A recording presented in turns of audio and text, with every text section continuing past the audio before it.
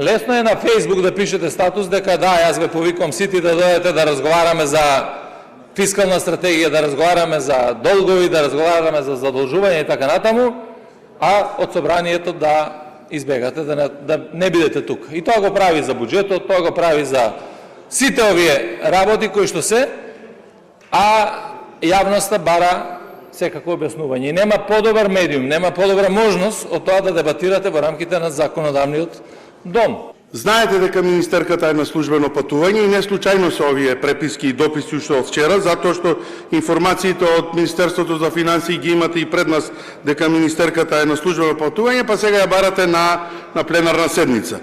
Имено она што деловникот го утврдува и го бара е представникот Министерството за финансии, ние го имаме заменик министерот за финансии и мислам дека во однос на она, ако навистина барате одговори, имаме навистина кредибилен човек кој што ќе ги даде одговорите.